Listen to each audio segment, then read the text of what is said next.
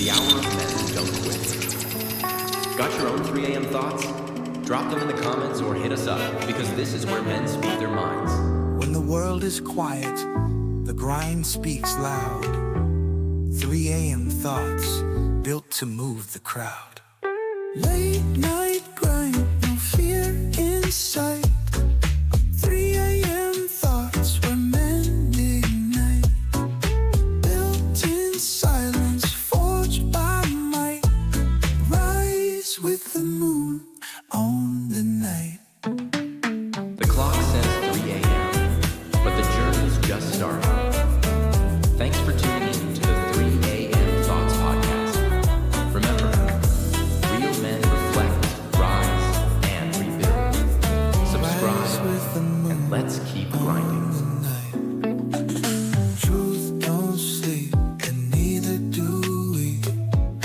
3 a.m. thoughts where real ones meet. Thanks for tuning in. And remember, this is powered by AI, where AI meets reality. Hey everyone, and welcome back. We're going to be a deep dive today on a topic that I think is pretty important to a lot of us, the American middle class. We've got some interesting sources lined up from a couple of YouTube videos, actually. Yeah. One is called Trump's Revenge Economy, and the other is the enslavement of the middle class. So we're going to kind of see, where the middle class has been, where it is now, and maybe where it's going. It's a long story. It is. Yeah, and to really understand it, we kind of have to go back in time and see how work itself has changed Okay. over the centuries, because, we take things like the 40-hour work week and public education kind of for granted today. Right. But they really shaped how the middle class, as we know it, even came to be. So let's rewind way back. Okay. Before the Industrial Revolution. We're talking like feudalism and serfdom. Right. Where people were tied to the land working for lords just for their basic necessities. Yeah. It's amazing how far we've come. Right. But it also makes you wonder, how much control do workers really have? That's a good point, because even with the Industrial Revolution and all this new technology, the power dynamics between workers and the people in charge, they didn't really go away. Right. They kind of adapted, right? Factory owners took that same model and basically tried to squeeze every ounce of profit out of their workers. Yeah, you see that in the sources. Exactly. They talk about child labor, dangerous working conditions, 14-hour work days. I mean, It's tough to even think about working like that. I know, right? But then along comes Henry Ford, Oh, yeah. who kind of shakes things up. He introduces the 40-hour work week, a $5 a day wage. That was a big deal. It was a huge deal, and the sources suggest that maybe he wasn't totally altruistic, Right. but his changes kind of forced other businesses to adapt, or they would lose their workers. What's interesting, though, is that Ford's decision, it really came down to efficiency. Yeah. Like, he wanted more profit, and he realized that happier, more stable workers were more productive. Right. So it's kind of a Yeah. win-win. Sometimes doing right by your employees can actually help your bottom line. Exactly.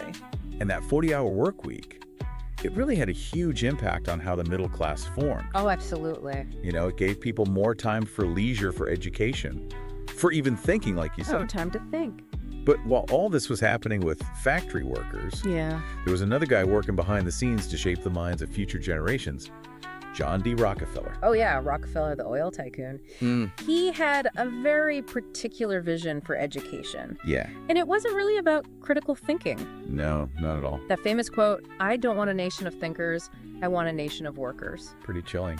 It is, when you think about it. He basically saw standardized education like the Prussian model as a way to create a workforce that was, obedient and ready to fill those factory jobs. And he put his money where his mouth was. He did. Right? He funded the General Education Board, and that really had a huge influence on American schools. Schools all over the country adopted his curriculum, and they got a share of his money. So in a way, he was standardizing not just oil production, but also, the minds of future workers. It's true. It makes you wonder, did that system, with all that rote learning and obeying authority, did that stifle creativity and independent thought? That's a great question, and one we should definitely consider. Yeah. We'll dig into that a bit more. Okay, but before we move on, Sure. I just thought of something. It's interesting how Rockefeller's approach to education was kind of like the factory system itself. Oh, how so? They both emphasized this uniformity, this idea of like a plug-and-play workforce. That's an interesting parallel. You're right. Yeah. They both wanted to create this predictable, easily replaceable workforce. Right, which makes you think about, what's the point of education then? And what does it mean for individual freedom and choice? Like we're trained from a young age to follow instructions and not to question. Right. And then we go right into jobs that demand that same thing. But what does that mean for us in a world that's constantly changing? Yeah, where you need to be able to adapt and think critically to get ahead. Exactly. That's a really important question, and it's one we'll definitely come back to as we continue this deep dive into the evolution of the middle class. Yeah, for sure. It's interesting to think about how those systems of control, they kind of went beyond the factory and the classroom. Oh, yeah? Like the sources talk about how debt played a huge role in shaping the whole middle class experience. Yeah, especially after the Great Depression.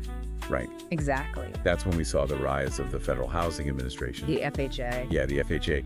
And suddenly home ownership became more accessible. Right, with those government-backed mortgages and those long 30-year terms. 30 years. It seemed like a dream come true, Yeah. The sources describe how it helped millions of Americans get that stability of owning a home. Yeah, but there's another side to that story. There is, isn't there? Yeah, those 30-year mortgages, sure, they made it easier to buy a house, but they also locked people into like a lifetime of debt.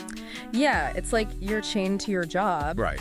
You need that steady paycheck to make those monthly You payments. feel obligated. It's a subtle form of control, really. It is. And the sources point out that this whole debt-fueled stability thing, it wasn't just about housing. Oh, really? No, we saw the same thing happen with student loans and the skyrocketing cost of college. Oh, wow. So it's like they took the same playbook Exactly. and just applied it to education. Yep. College degrees became essential for even basic jobs.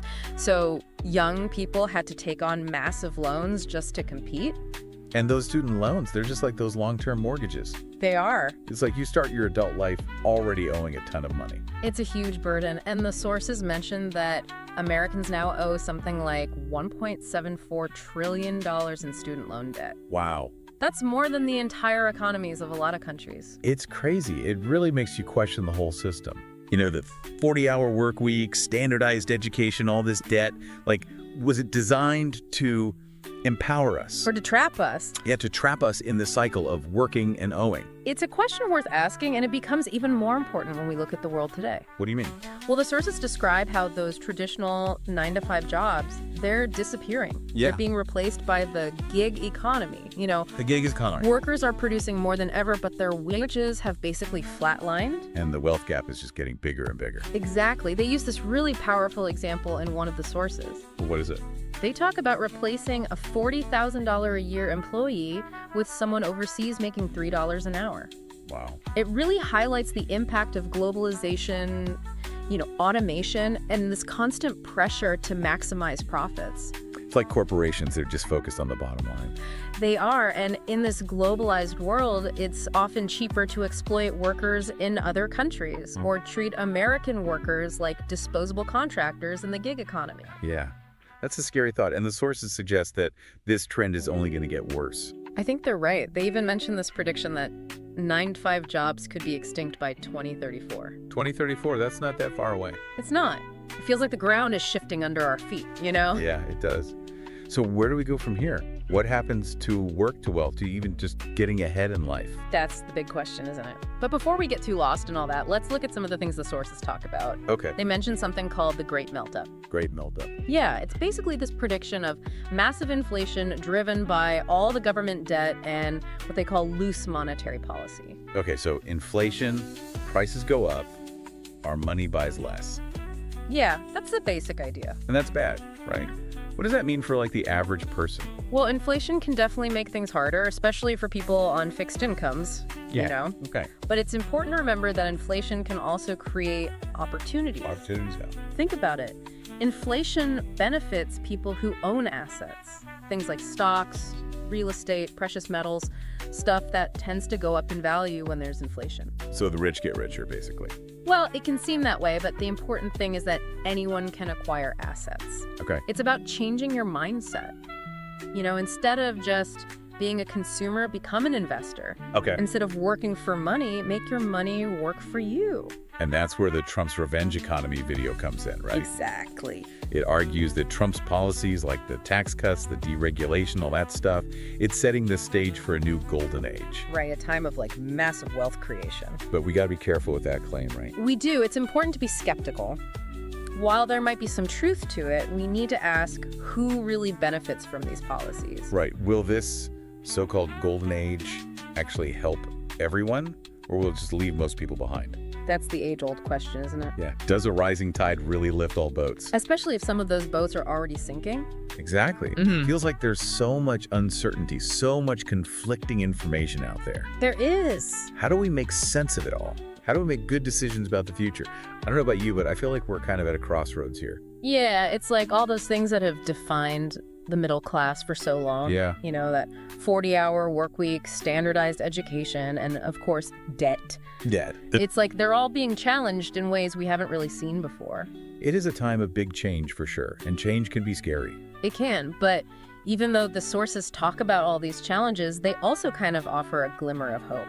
Oh, good. Yeah, they emphasize that we're not helpless in all of this. Okay. It's about understanding these systems, how they work, and figuring out how to navigate them strategically. So it's less about fighting the system and more about learning how to play the game. Exactly. Yeah. You got it. And the sources highlight some key ideas that can help us not just survive, but actually thrive in this new world. I like the sound of that. One of the biggest ones is financial literacy. Financial literacy. Yeah, understanding how money works, budgeting, saving, investing wisely, those are skills everyone needs. Makes sense. You can't make good decisions about money if you don't even understand the basics. Exactly. It's like trying to play a game without knowing the rules. Totally. And what else? Another important idea is having an entrepreneurial mindset. Okay, so not necessarily starting a business. Right, not necessarily, although that could be part of it. Okay. It's more about being open to new opportunities, taking risks, and exploring different ways to make money. So thinking outside that traditional 9-to-5 box. Exactly. It's about being proactive, creating your own opportunities instead of waiting for them to come to you. That's a good point. Uh-huh. So we've got financial literacy, we've got an entrepreneurial mindset. What else? This one might be the hardest, but it's also the most important, breaking free from that conditioning we got from the education system. Oh, yeah. We were taught to follow the rules to fit in, Right. but the world needs people who can think critically, challenge assumptions, and, have that growth mindset. So learning to think for ourselves, basically. Yeah, exactly. Not just accepting what we're told, but really digging deeper, questioning things, and coming to our own conclusions. We need to become our own teachers. I love that. And that leads to another key idea. Lifelong learning. Oh, yeah. Things change so fast. They do. The skills that are hot today might be outdated tomorrow, so it's crucial to stay curious, keep learning, and always be expanding your knowledge and skills. Like they say, the only constant is change. So true. We got to keep evolving and learning if we want to stay ahead of the game. Okay, so we've got financial literacy, entrepreneurial mindset, critical thinking, and lifelong learning. Anything else? One more thing that the sources really emphasize, building resilience. Resilience. Yeah, like diversifying your income streams, developing a bunch of different skills, having a financial safety net. Right, so you're not putting all your eggs in one basket. Exactly. If something goes wrong, you're better prepared to handle it. It's about being ready for anything. You got it. And even with all the challenges we've talked about today, I'm actually feeling pretty optimistic about the future. Oh, really? I am. These times of big change, they can be scary, but they also create new opportunities. That's true. The key is to be adaptable, resourceful, and ready to jump on those opportunities when they come up. Yeah, I like that. Instead of getting caught up in the fear, just focus on finding solutions. Exactly. And I'll leave everyone with this one last thought. If the systems we've relied on are failing us, what new systems can we create? That's a great question to think about. What kind of future do we want for ourselves and for the generations that come after us? That's a powerful way to end this deep dive. It was a great conversation. It was. Thanks for joining us, everyone. It's been a fascinating look at the past, present, and possible future of the American middle class. And remember, stay curious, stay informed, and most importantly, stay empowered. Forged by might, rise with the moon on the night. 3 a.m. thoughts, revealing the flaws. No fear in the dark, just strength in the fight. Born in the struggle, in the dead of the night, where boys become men. Heavy is the head, but the works demand. Building from the ground, grit sharp in my hand. Truth don't sleep, and neither do we. 3 a.m. thoughts where real ones meet. Got your own 3 a.m. thoughts? Drop them in the comments or hit us up, because this is where men speak their minds.